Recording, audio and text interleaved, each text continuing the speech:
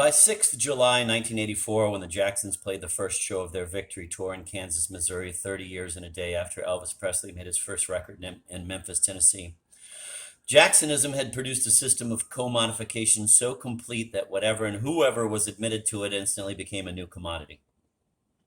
People were no longer consuming commodities as such things are conventionally understood: records, videos, posters, books, magazines, key rings, earrings, necklaces, pens, buttons, wigs, voice alteration devices, Pepsis, t-shirts, underwear, hats, scarves, gloves, jackets. And why were there no jeans called Billie Jeans?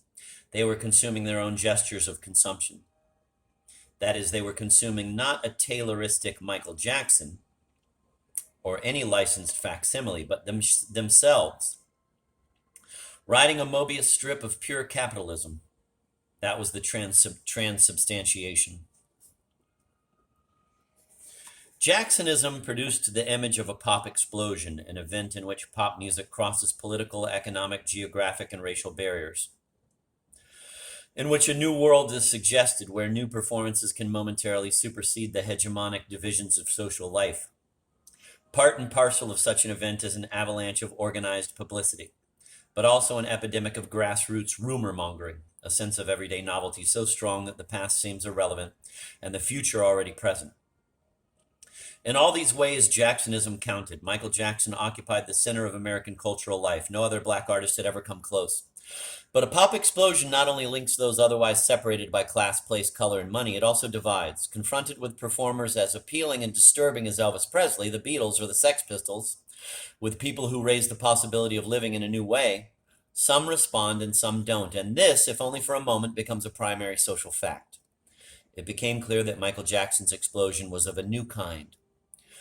It was the first pop explosion not to be judged by the subjective quality of the response it provoked, but to be measured by the number of objective commercial exchanges it elicited. Thus, Michael Jackson was absolutely correct when he announced at the height of his year that his greatest achievement was a Guinness Book of World Records award certifying that Thriller had generated more top 10 singles, 7, than any other LP, and not, as might have been expected, quote, to have given people a new way of walking and a new way of talking, end of quote, or, quote, to have proven that music is a universal language, end of quote, or even, quote, to have demonstrated that with God's help your dreams can come true, end of quote. To say such things would have suggested that in a pop explosion what is at stake is value, that such an event offers as its most powerful aesthetic and social gift the inescapable feeling that the fate of the world rests on how a given performance might turn out. And this was not what was happening. The pop explosions of Elvis, the Beatles, and the Sex Pistols had assaulted or subverted social barriers. Thriller crossed over them like kudzu. Since Thriller never broke those barriers but only made them briefly invisible, in Kansas City they once again became undeniable.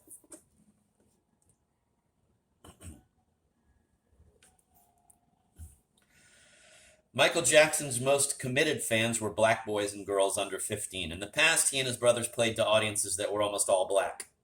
Kansas City is 30% black, and as a city, it looks integrated. In any given public place, both clientele and service personnel are black and white. In Kansas City's Arrowhead Stadium, secured for a performance by the best-known black family in the world, the waiting crowd was almost all white. Following the logic of the commodity, which goes where the money is, which will take you there whether you want to go or not, the imperatives of Jacksonism, its insistence on exchange as a mechanism for the production of value, its $30 ticket price and $120 blocks of 4 did not divide the audience of the Jacksonist pop explosion from those who chose to not be a part of it. Those imperatives divided those who did choose to be a part of it from each other. The poor, who could come up with the money to buy a copy of Thriller, were out. Some of the poor went without food, clothes, or medical care to raise the $120, for many more than a month's rent. But given the mail order system, which allowed those arranging the concerts to select fans by zip code, they were off the map. The Jacksonist pop explosion was official, which meant not simply that it was validated by the President of the United States. It was brought forth as a version of the official social reality generated from Washington as ideology and from Madison Avenue as language, an ideological language. In 1984, a political division and social exclusion, a glamorization of the new American fact that if you weren't on top, you didn't exist. Winning, read a Nestle ad featuring an Olympic-style medal cast in chocolate, is everything. We have one and only one ambition, said Lee Iacocca for Chrysler, to be the best. What else is there? Thus the Victory Tour, which originally boasted a more apocalyptic title, Final Victory.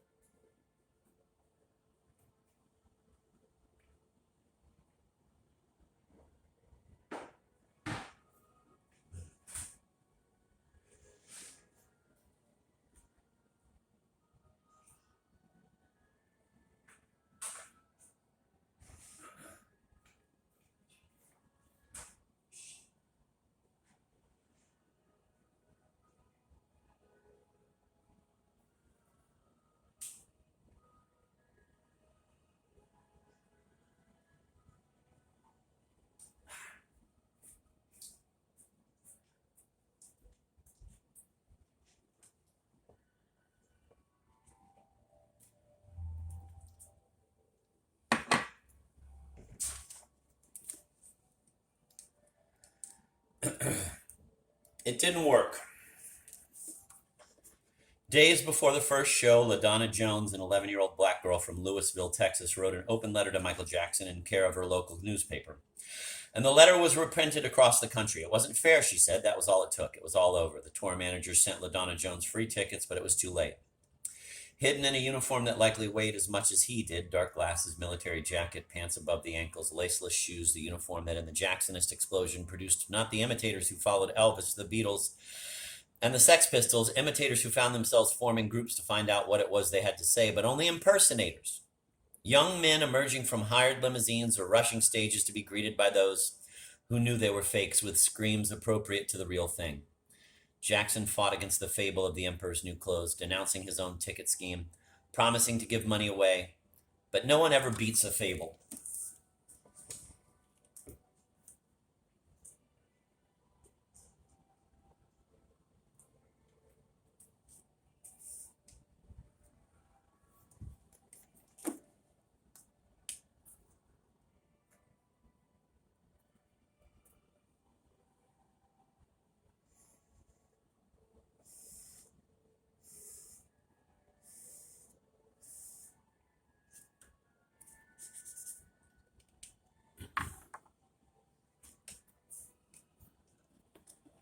Given what it was supposed to be, the tour was dead. The show itself was dead from the first night, a stiff, impersonal, over-rehearsed supper club act blown up with lasers and sonic booms, which drew polite applause from people who had whooped as they passed through the turnstiles. In Kansas City, the commodity stood on its head once again. Michael Jackson, who began his year as a dancer, turned into a piece of wood. As the tour went on, some shows failed even to sell out. Some were canceled for lack of interest. When all bills were in, the promoter had lost $18 million. On the terms established by the glare leading up to that first show, the tour went on in darkness, not in secret, but in oblivion. On the terms of the heaven of the spectacle in hell.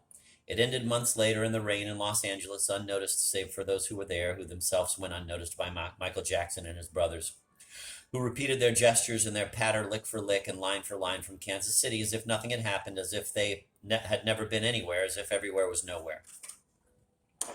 There were echoes. The long year was not quite over. If no longer a god, Michael Jackson remained a celebrity.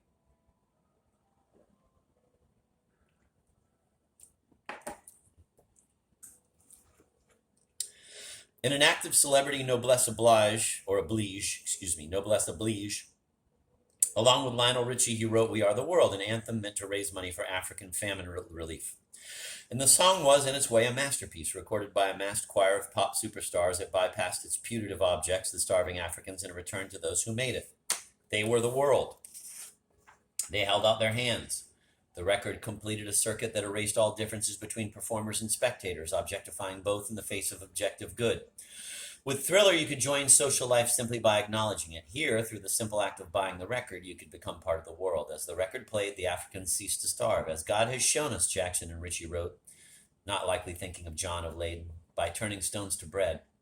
Long after the Victory Tour faded, You're a Whole New Generation, the radio version of Jackson's Billie Jean Pepsi commercial, remained on the air. a song about anxiety and guilt, dazzlingly produced, voices flying through discrete layers of sound. Billie Jean was the most seductive record Michael Jackson had ever made. At first, his willingness to immediately transform it into an advertising jingle seemed like a slap in the face to everyone who loved it. But months later, when the constant airplay bought for the commercial allowed it not just to replace but almost to erase the original, one could hear You're a Whole New Generation as a new piece of music. It was tougher. The rhythm was harsh, the production not elliptical but direct, Jackson's voice not pleading or confused but fierce. When he sang the line, "That choice is up to you," dramatizing the consumer's option of Pepsi versus Coke, he made it sound like a moral choice. Altogether, he communicated wholeness where Billie Jean had broken into fragments. Anger instead of restraint, certainty in place of doubt. That only made the buried, surely slip of the tongue message all the more unsettling. You're a whole new generation, Jackson sang as the fade began. You're loving what they do. Wait, who was this they? One negation.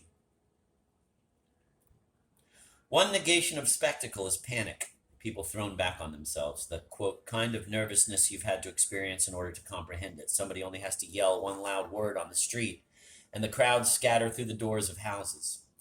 It's a run for your life. At that very moment, machine gun fire can erupt from some hidden crack, or a hand grenade is dropped from a roof and its fragments tear open your guts.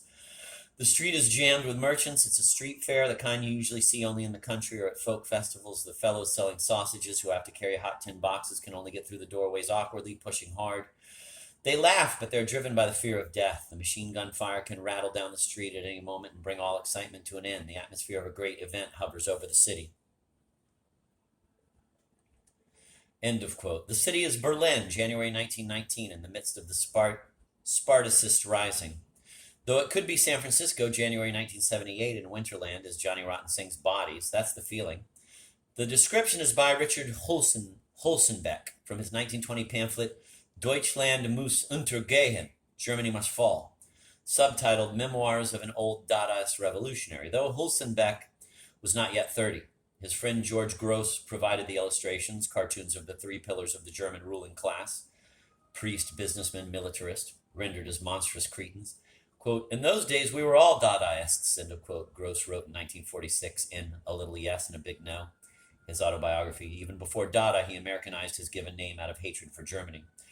But now, as an immigrant, a new American trying to accept a society that seemed to have no language for the loathing that drove his work, he wanted to put it all behind him, to put quotes around the word, which, if it, quote, meant anything at all, meant something discontent, dissatisfaction, and cynicism.